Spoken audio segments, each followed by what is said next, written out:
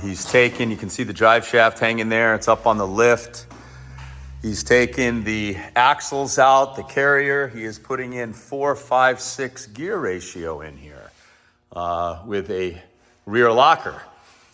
And he was just explaining to me, and we'll let him talk to this project, that when he went to pull the rear axles, there's 4 nuts on the back that grab onto the studs. 2 of the studs started slipping in here. So we had to basically take apart some of this E-brake assembly and get in here and spot weld those studs to get them to stop turning so that he could then pull, I think, 2 on one side, Mike, and 1 on the other?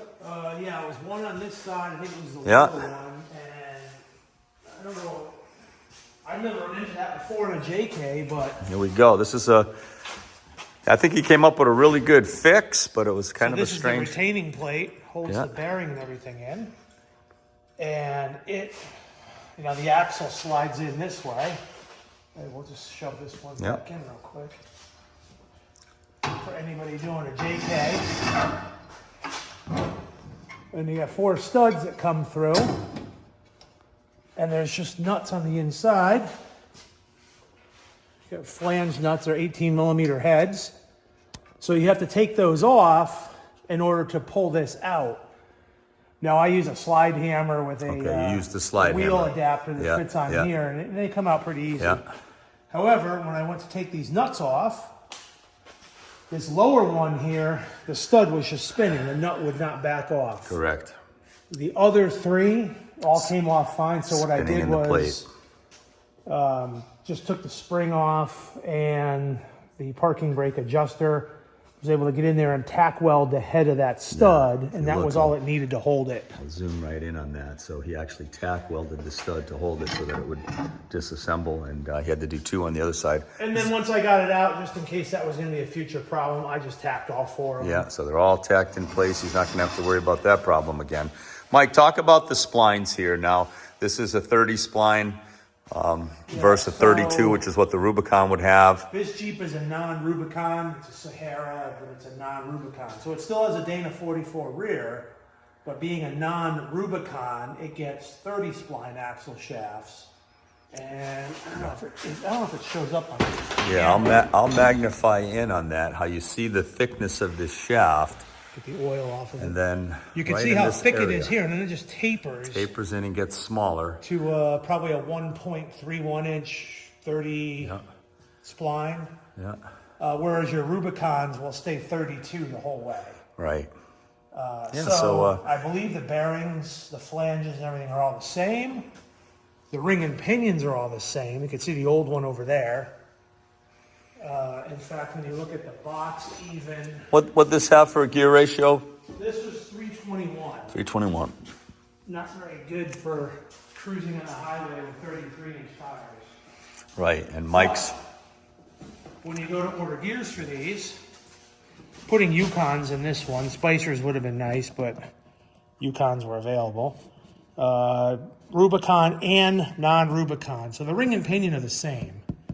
So for anybody wondering, if you have, Rubicon gears, in fact, there's a couple sets over there of 410s that a club member gave me that we decided not to use because we wanted to go a little bit lower.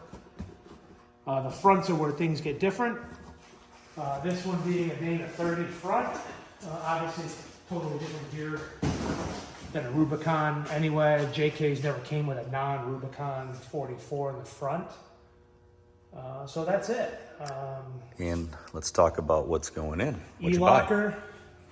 Eaton E locker. What I've already done is I've gotten all the bearings, the new bearings and shims out. I've cleaned up the ring gear. I took a file to the back side of it. I always do that. Just make sure there's no burrs on there. That would be,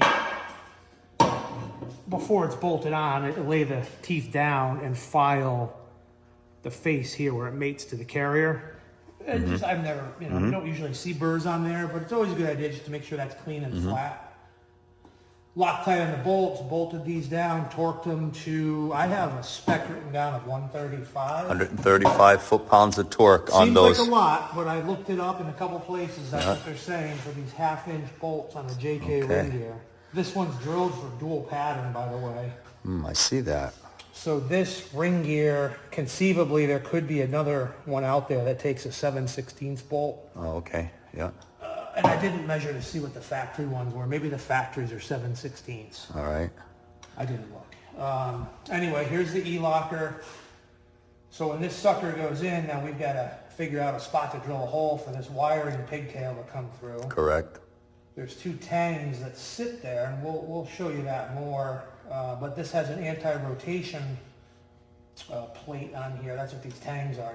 Right. These go up against the housing. Similar to how the Rubicon locker has that piece that goes on the carrier bearing cover, and it locks it into place so it can't spin. Really, the only difference on these and in the Rubicon ones is there's no plunger switch on here. So there's good point. there is no indicator for No your indication. dashboard to indicate lock or unlock. And that was always a separate plunger switch that grabbed a plate on the back side of the differential. Problematic for a lot of folks. This one, you'll know if it's locked. Yeah, The light will light up. Yeah. The switch will light up, I should say.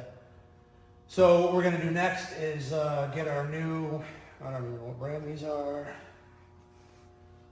carrier bearings pressed on. Koyos, I think. Anyway, those press on. In this application, it came with a stack of shims. yeah. So what I do first is I separate out, I'll talk about the other point in a minute. I separate out, usually there's two shims in here, and I call these your preload shims. And we'll measure them up with a caliper more officially later, but they usually give you some that are 3 to 5 thousandths thick. So I put these aside. These will go in last after everything is set up, and those will give you your preload on your carrier bearings. They give a little extra squish. That's what makes it really tough to get in and out of there. You know, Okay. we won't have to case spread this or anything. They'll go in. A lot of Dana axles, the shims go in here, behind the carrier bearings, on a lot of different axle applications, actually. On the JKs, anyway, they go on the outside. Correct, that's where mine If are. you go over here, I'll show you. The old ones are here. So there's an old one. Here's a carrier bearing race. They fit on the outside right here. Right. So that actually helps us out a little bit because we don't have to have setup bearings for the carrier. In other words, we won't have to be pulling those bearing combs on and off. We can simply take shim from this side and move it to the other side. We'll measure these. We'll probably use these as a reference to start. And you'll see once we get going, we'll be putting the carrier in, Yeah. measuring the clearance of feeler gauges. We want to get a base 0 setting. So basically we'll have it with no free play, no backlash. I shouldn't say backlash, that's the wrong term. No end play in the differential. We don't want the diff to be loose. We don't want it to be too tight. So we want to get it just zeroed out. And that, it doesn't matter where the shims are at that point. From there, we'll be able to move shims from one side to the other. Terrific. Sorry to say for you JL guys, your setups are not that easy because JLs and we're the Gladiators JTs Yes, decided to use two different size carrier bearings. I remember you telling me of that. Why, I have no idea. We got one big one, one little one, and it just makes setup a lot easier because if you wanted to move 10 thousandths from one side to the other, you have to take out a 10 thousandths, measure it, see what you're taking out, find one on your smaller shim pile and measure that and put that in the other. So you can't just take it from the left to the right or the right to the left. You've actually got to measure it and then swap it out and find an appropriate size shim for the other side. Okay. Another close-up look. So Mike is going to be pressing these bearings right onto the carrier. That's where he's at right now, and pretty cut and dry. And as Mike said, the shims obviously are going to get set up on the outside, which is nice. Very user-friendly. You can see he's already got the ring gear all mounted up.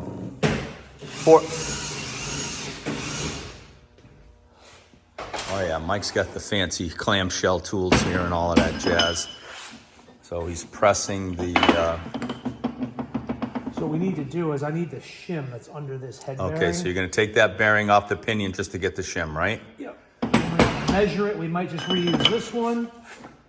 I've got to get out my box of setup bearings over there. Because I should have one that's machined out so it's a slip fit. Because we'll have to set this pinion depth and get the gear pattern correct. But, did I put the race on there? Stand by. Take two. I did.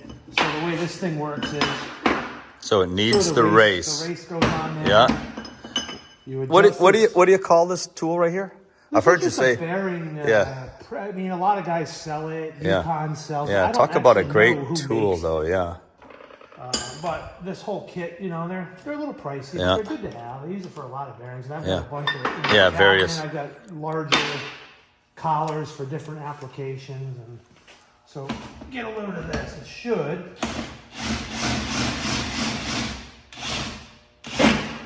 The idea is that it'll pull that bearing off without wrecking it.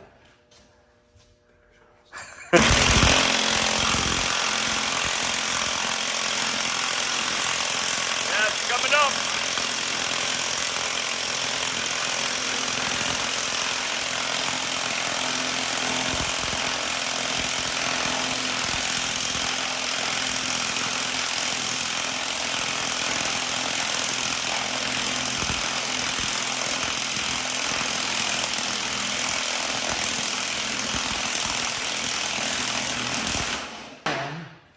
I don't have to do anything with this. So ordinarily you might have to pull these off, That's the one you took out. save the shims, but like we said, the shims are on the outside. We've got a new carrier, the new ring gear, new bearings. So I don't have to do anything with that, which is nice. Saves a little bit of time. So there's the Right there. bearing. Beautiful. Here's what we're after. Yeah. Is the Yeah, because we're shim. putting all new bearings in. But we want to You start want that with shim this. because you want to try to match it. And since the factory already did a lot of the homework, this gets us in the ballpark, correct? Well, that's true, and we'll look at the head on the other pinion. I do not believe it's marked with a setup dimension. So there's two ways you could do this. Some of them will come through with a dimension. I've got another tool over there that goes in place of the carrier, and it gives you a setup that's calibrated with a dial indicator that measures where this is, in or out of the housing. Some pinions will come with a dimension engraved on there from when they build them at the factory. I don't think the new one does. We'll try this one first. We'll put it together. We'll see what the gear pattern looks like. If it's good, we're good to go. Terrific. And I'll use a setup bearing so I don't have to press that head bearing on and off. So I've got one that's just a slip fit. So if we have to change it before we put the crush sleeve in, we can just take the old nut off, pull the pinion back out, slide the bearing off, change the shim, put it back together. That's where the trial and error part of this job comes into play. So we'll see how we do. Going over to the press the new bearing on. What we're going to do is I'm going to move the growler up, and we're going to press the carrier bearings on. Okay, Mike is setting up the press. You can see he's got a little spacer right there. And he's getting ready to press on the brand new bearings onto the carrier. Correct, Mike? Yeah, here's an important thing. I always try to make sure you don't want to press on this outer cage. So you only want to press on the, I'm just holding it with my fingers, the inner race. So I have a whole bunch of extra inner races. Yeah. I want to press on this inner On this piece surface right here. Yeah. Right? So you can see you got a nice fit there. And we're not going to touch the cage. And this collar will fit over the spigot. And once we load this up, I'll always check to make sure that thing's still free spinning. Make sure it free spins. And we use our various random pieces here to get everything just right. Technically, I don't need this. This nose comes right down, but then I'd have to go get a flat plate. Sure. This was handy, so. Go ahead. Yep. You got a free hand? I do. There we go.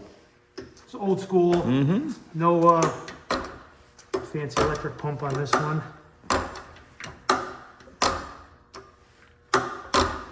Oh, hold on a second. I don't like that.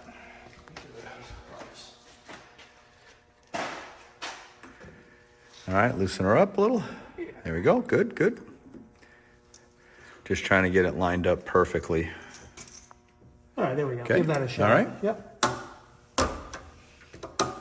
Yeah, this thing with all the power in this press. Okay. we're getting some tension right there. How's that? Yeah, Nice? feels good. So it's All going right. down smooth. I can still spin the cage. Go ahead, I'll let you drive it in so I can film it. There we go. You can watch the gauge up here. We're not putting any. Yeah, because it's just going right on that. And basically what? You just seat it all the way, right? all the way. And you'll Yep. watch. I'm watching the gauge, kinda, when we get there. And see the bearing going down. We don't need to apply tons of pressure, but now see, I'm Yeah, starting if to you look build at on the the gauge. pressure gauge. Yeah. Good. So that's like Okay. 3 or 4 tons of pressure. That's All right. way more than we need All to right. get a bearing on. Terrific. All right, Mike, just a good So little. the spigot, this piece here, Yep. will actually protrude through the inner race. And you And- don't, what you don't want to Yeah. do, some don't go that far. Yeah. You don't want to be pressing on this outer race when we flip this over. So I'll So- show you, when we set this back down the other way, see how we can still turn that? Yep. So we're sitting on the flat of this spigot. Just want to make sure of that. Some don't go all the way through, and Right. you have to put something on the bottom to support it. Okay. Not the case here, so we're good. Same thing, sets up the little spacer. So this one. Rick, this press is older than you or I, by the way. That's old. And That's they old, still brother. make them the same exact way today. Kind of hard to find quality like that anymore.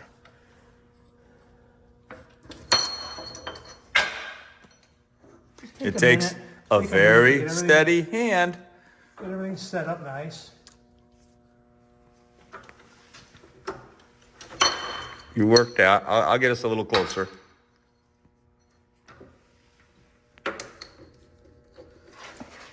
Like I said, we could have done a flat plate on here, but I had this piece of solid bar. You okay with that? Yep, we're good. Send it.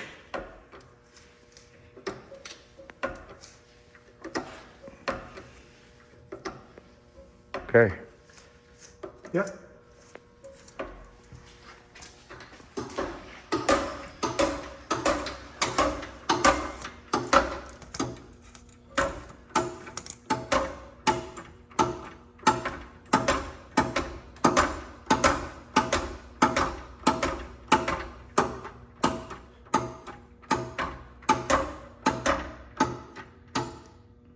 There we go.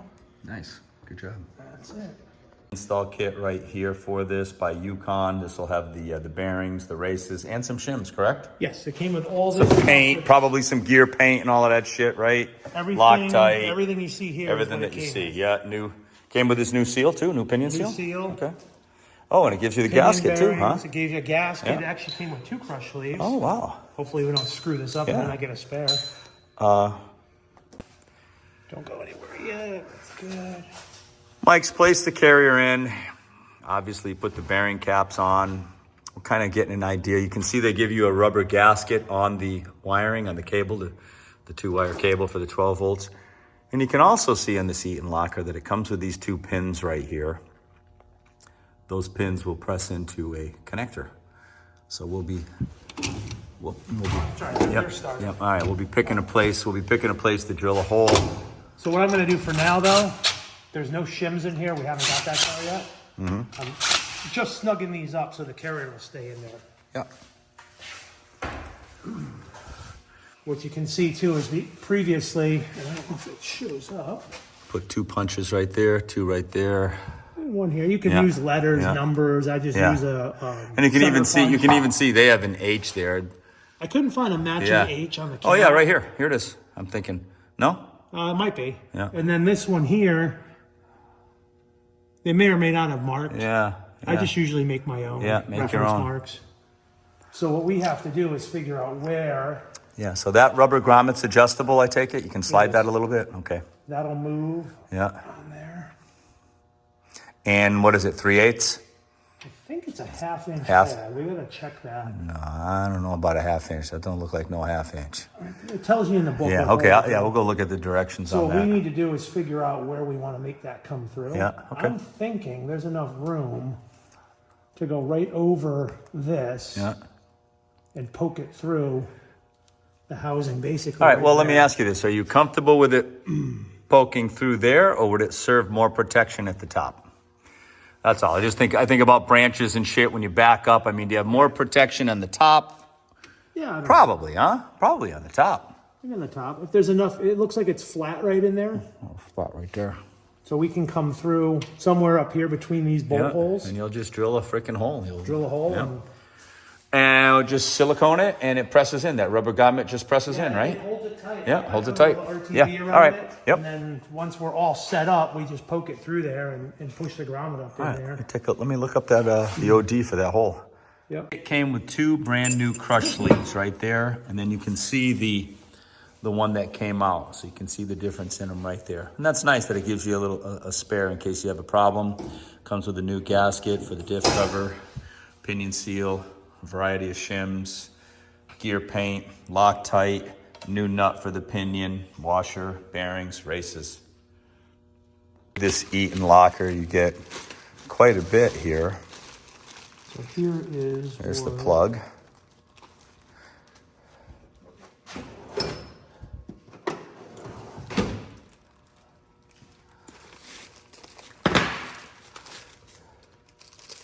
Once we poke that through,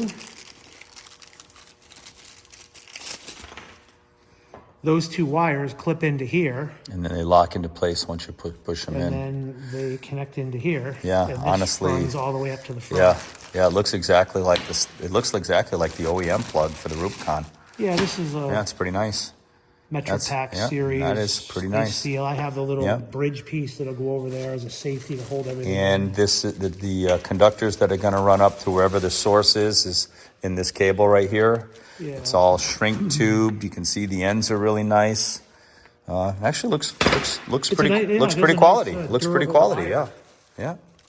And it gives you a huge. Am I looking at a relay right there? This will go to the rear end. This end. Yeah. And then they give you a relay. I see that, which obviously if you have an S-Pod or something like that, you wouldn't use the relay, but if you went just old school, you would feed the relay, fuse it, and then just run the 12 volts through an open contact. Correct. Nice. So Very there's nice. a lot of ways you can do it. You got some variety there, but it looks like it gives you plenty of good cable. Okay, so the Eaton E locker comes with a manual, a wealth of information for setting everything up. But what we were concerned with is what size hole for our grommet. Use a 1/2 inch or 12.7 millimeter maximum diameter bit to drill the through hole. So that's what we're looking at right now. We'll be drilling that housing so that the wires can escape through. The rubber grommet gets pressed into it with some RTV, and it'll be all sealed up nice.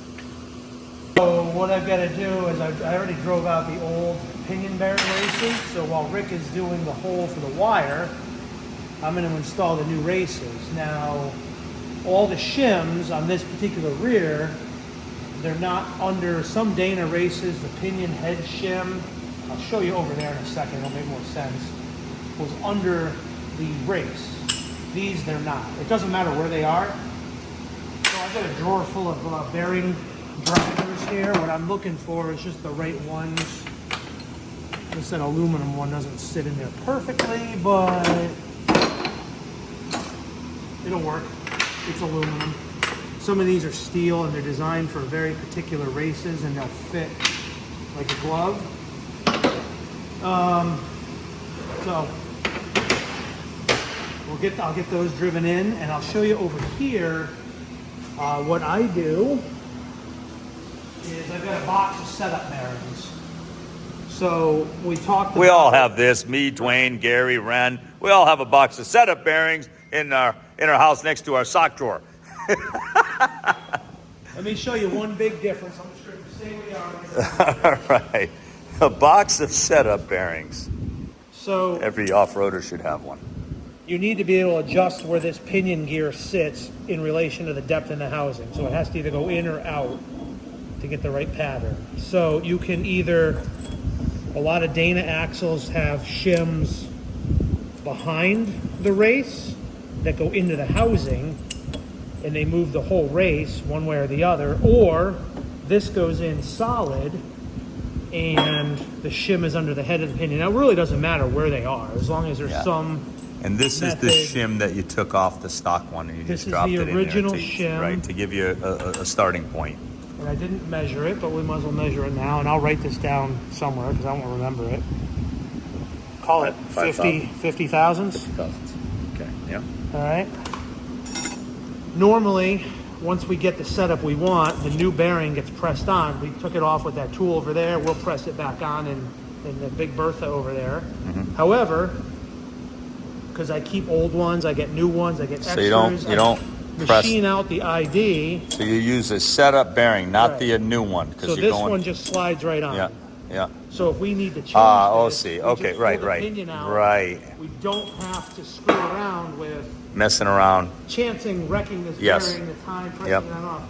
Also, the outer bearing, that's a light press also, not terrible, but I've also got a slip fit there too. So yeah, you do enough of these, you come up with, Yeah, that just kind kind of expedites thing. It makes it easier. if you have the other style of, if your shims were behind your race, I think this one's a Dana 60. This one's been machined down, so instead of having to hammer this cone in, this race in, this will just tap in very, very loosely. You can pull it out, put a different shim behind it, put it all back in until you have gotten your setup where you want it. Mm-hmm. I've got a bunch of those in here. Anyway, those are setup bearings. If anybody likes this stuff, Cooter needs some new plastic boxes. My shameless plug and sent me product. You gotta get some of Lisa's. I gotta go through it. You gotta get some of Lisa's Tupperware, new exactly. Tupperware. And So I'm gonna work on getting these All right. races in. Yep. We'll get that hole yep, drilled. we need a punch, battery drill, and we'll start with a pilot bit. All right, so what I'm gonna be doing, you can see I got the drill. Mike and I selected a nice area. You want this thing lower? Huh? Well, you know what? I think I can get it. I mean, if you wanted to drop it, it wouldn't break my heart, but, I'm not exactly a basketball player. Yeah, let's take her down a little. But anyway, I'm going to be drilling a pilot hole. We selected a nice flat area here. You can see there's bevels up there where the bolts go into the cover. We don't want to be anywhere around that. So we're going to be in this flat section right here. I'll center it, and I'll start with a pilot hole through there. And at the end of the day, we're going to open it up to 1/2 inch OD. Coming down. Just going to zoom in. You can see that little mark right there that I have. I'm taking a small little pilot bit. You can see it right there for our first hole. And we'll gradually open this up to 1/2 inch. And I got some rags in there to catch the debris, and we'll clean that all up really good with some brake cleaner and so forth. But try to get the big chips so that we don't have any debris inside the housing. All right, I've just been using various drill bits, working my way up, 1/8, 1/4, 3/8, and then my last one is 1/2 inch, and that's what we're about to do right now. All right, let's take a look. Axle housing, nice 1/2 inch hole. From the inside, it's free of any obstructions. Looks good. Looks good. Should be no problem at all. All right, we're looking at 4 Wrangler MTR 315/70/17 tires on Mickey Thompson side biters, the original Mickey Thompson side biter. So that's what'll end up going on to Mike's Jeep here, Blue Bell. So good looking tires right there.